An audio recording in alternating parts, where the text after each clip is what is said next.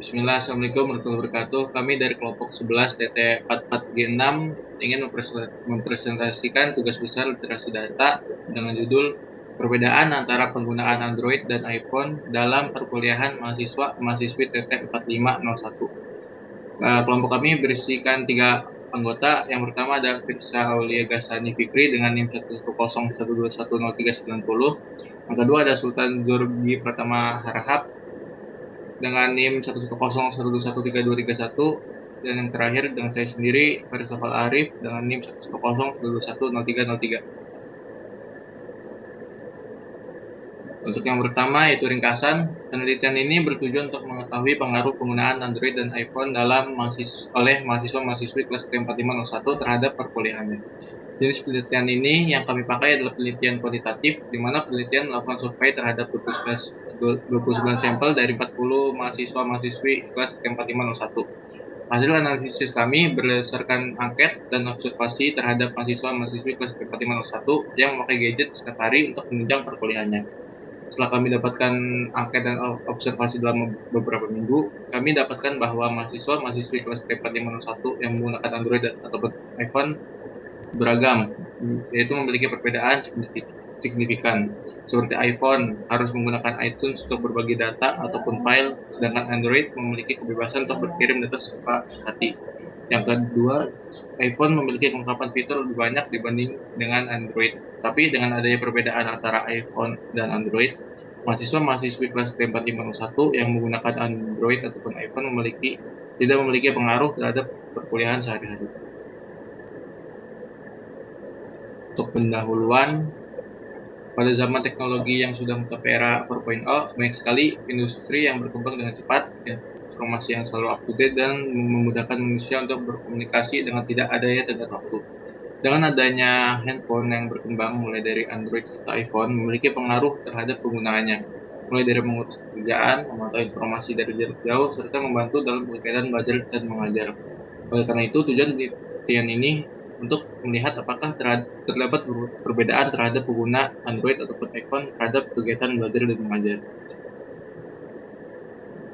Di sini kita memakai 4 rancangan penelitian. Yang pertama ada data dan sumber data, yang kedua ada populasi dan sampel, yang ketiga ada metode pengumpulan sampel, dan yang keempat ada kesimpulan. Untuk yang pertama, data dan sumber data. Semua data dikumpulkan langsung oleh kami dengan melakukan survei terhadap mahasiswa-mahasiswi kelas STM4501, itu data primer, dan jenis data yang dikumpulkan adalah struktur, yaitu dapat disimpan dalam informasi yang bentuknya terorganisir sehingga mudah diakses dan dianalisis. Berdasarkan tujuan penelitian, maka berikut adalah data yang dikumpulkan oleh kami. Yang pertama ada perbedaan signifikan antara Android dan iOS, yaitu dengan variabel kualitatif serta skala nominal. Yang kedua ada harga dari gadget Android atau iOS yang dimiliki dengan kisaran harga dengan menggunakan variabel kuantitatif dan kontinu serta skalanya rasio. Yang ketiga ada pengaruh terhadap pembelajaran kuliah, ada variabel kualitatif serta skala ordinal. Yang keempat ada keunggulan dari penggunaan Android atau iOS dengan variabel kualitatif dan skala nominal. Yang kelima ada kelemahan dari penggunaan Android atau iOS dengan variabel kualitatif dan skala nominal. Yang kedua ada populasi dan sampel. Selanjutnya, populasi dan sampel. Populasi mahasiswa-mahasiswi di kelas TT 4501. Ukuran populasi dalam bentuk N yaitu 40 mahasiswa-mahasiswi terdiri dari laki-laki dan perempuan. Dan sampel akan diambil sampel sebanyak 29 orang menggunakan stratified random sampling, yaitu membagi populasi menjadi 2 kelompok berdasarkan jenis kelamin dan diambil sampel. Berikut jumlah sampel dari masing-masing kelas. Dapat dilihat pada tabel, yaitu laki-laki jumlahnya 28 dan sampel yang kami ambil yaitu 17 orang. Subpopulasi perempuan jumlahnya ada 12 orang dan kami ambil sebanyak 12 orang. Jadi jumlah dari semua mahasiswa yaitu 40, sampel yang kami ambil yaitu 29 orang. Selanjutnya memilih sampel dengan melakukan pengisian survei dari setiap subpopulasi dengan bantuan daftar mahasiswa-mahasiswi sebagai sampling track. Yang ketiga yaitu metode pengumpulan sampel. Metode pengumpulan data menggunakan survei, yaitu mengambil sampel dengan menggunakan kuesioner sebagai instrumen pertanyaan pada partisipan atau responden. Berikut langkah-langkahnya. Yang pertama, menentukan responden atau partisipan yang akan dijadikan objek penelitian. Yang kedua, menentukan metode survei yang akan digunakan, yaitu membagikan Google Form terhadap seluruh mahasiswa dan mahasiswi. Yang ketiga, menyusun daftar pertanyaan, kuesioner, yang memuat data question pada variabel di atas. Yang keempat, melakukan dokumentasi kegiatan pengambilan survei. Dan yang kelima, mempersiapkan data untuk diolah dengan aplikasi atau secara manual. Lalu selanjutnya, terdapat statistika deskriptif atau visualisasi data. Yang pertama yaitu terdapat jenis kelamin pengguna Android atau iOS. Di sini kami memakai pie chart. Yang kedua, jenis gadget yang digunakan. Di sini kami memakai diagram batang. Lalu yang ketiga, terdapat perbedaan secara signifikan yang dirasakan antara Android dan iOS. Di sini kami juga memakai diagram batang. Yang keempat, kisaran harga gadget yang dimiliki. Kami memakai pie chart. Dan yang kelima, pengaruh ke pembelajaran kuliah juga memakai diagram batang. Lalu selanjutnya ada metodologi atau uji statistika. Berikut dijelaskan rancangan analisis yang digunakan dalam penelitian ini berdasarkan tujuan skala dan pengukuran. Tujuan studi yang pertama yaitu mengetahui perbedaan jenis gadget yang digunakan mahasiswa-mahasiswi TT4501.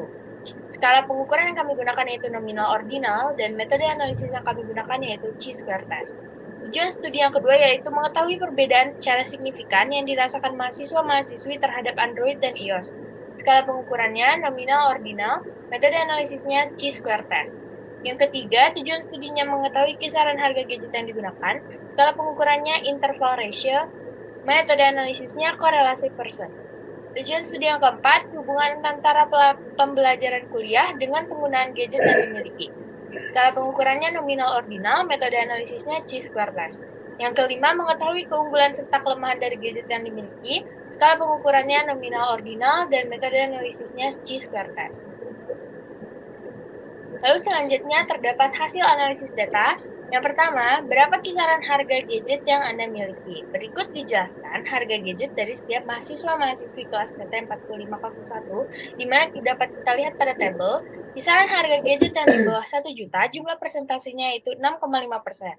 Dari harga 1 sampai 3 juta, jumlah persentasenya 13,8%. Kisaran harga gadget 3 sampai 5 juta, jumlah persentasenya 7,3%. Kisaran harga gadget 5 sampai 10 juta, jumlah persentasenya 41,4%. Dan kisaran harga gadget di atas 10 juta, jumlah persentasenya 31%. Dari 29 sampel yang kami jadikan sampel, kisaran harga gadget yang tertinggi jumlah persentasenya ada pada kisaran harga 5 sampai 10 juta di 41,4%, sementara yang terendah persentasenya ada pada kisaran harga kurang dari 1 juta, 6,5%.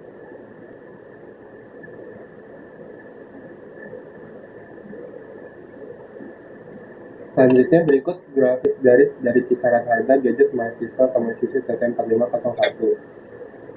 Dari lebih kecil dari 1 juta sampai lebih besar dari 10 juta.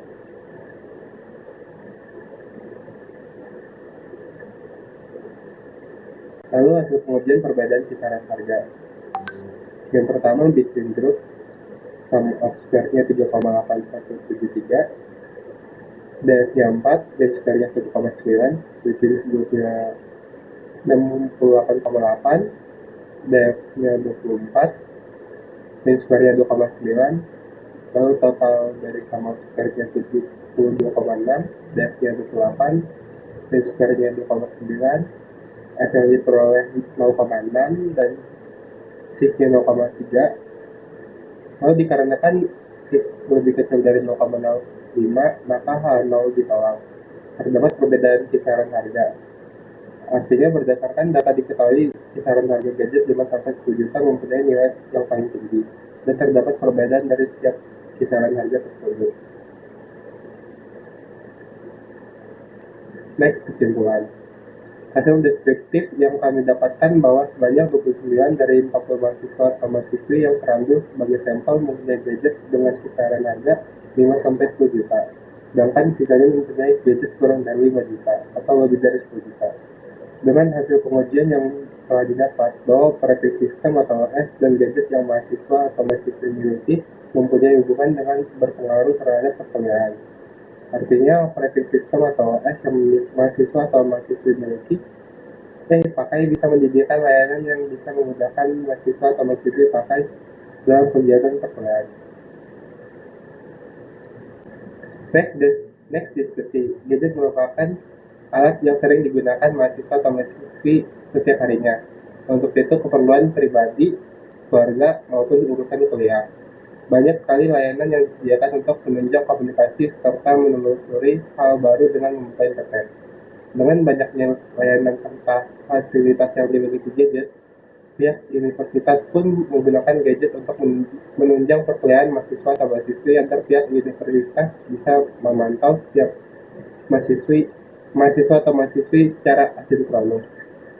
Hasil observasi dilakukan terhadap lingkungan kampus dan kebiasaan mahasiswa atau mahasiswi di mana mahasiswa atau mahasiswi tidak menggunakan gadgetnya dengan benar terhadap penggunaan gadget yang bisa membantu mereka dalam urusan perkuliahan.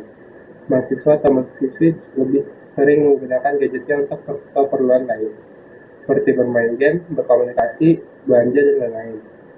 Penelitian ini dilakukan hanya sebatas mahasiswa atau mahasiswi kelas TT 4501, jurusan Teknik Telekomunikasi Universitas Telkom.